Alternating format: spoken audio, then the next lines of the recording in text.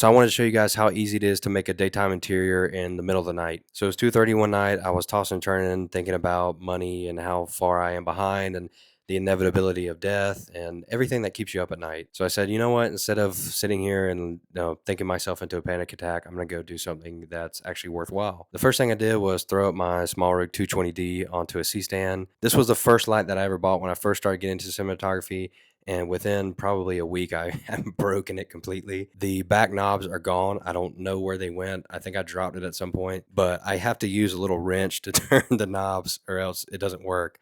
But it's still a good light. I enjoy using it every now and then. I don't use it very much, but every now and then break it out and I'm like, you know what, it needs to stretch its legs a little bit, so we're gonna use it. Next, I put a projector on it that came from Amazon for $20. I know everybody's like, use the Aputure Lightstorm one. That's like $450. It's amazing. I bought this one on Amazon for $20. When it came in the mail, it was completely in Vietnamese. The writing on the front is in Vietnamese, and it's like has a bunch of symbols and everything. I'm sure some 12-year-old made it in a Vietnamese factory, but for $20, I was like, I threw a gobo in it that makes it look like sunlight coming through the blinds, like I have right here. And it was already pretty much there. I was like, this actually looks really good. It was just missing a little bit of ambience to take it the extra 10% and make it look a little bit more realistic. I tried a bunch of different lights, and finally I settled on my Nanlite 300B, which I absolutely adore this light. It is my daily driver. It's my workhorse. Whenever I need a light, it's the first one I pick up.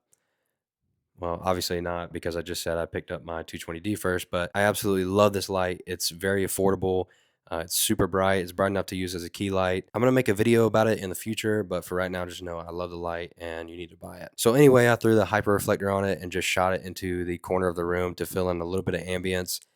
I want to say the light was at like 11% or 12% or something like that, and it looked really good. I think if I had to go back and do it again, which I'm not going to because I don't feel like setting it up, I think I would switch the two lights around and have my bicolor light be the one that's projecting so that I can kind of make the sunlight a little bit more warm. I think it looks pretty good. It's not going to win like an Oscar or anything for best cinematography. Nobody's like drooling over the shot, but I just want to show you guys how easy it is to make something like this. So this was fun. I don't really like talking to the camera, but I think I'll make more of these videos in the future, just talking about some different shots that I've done.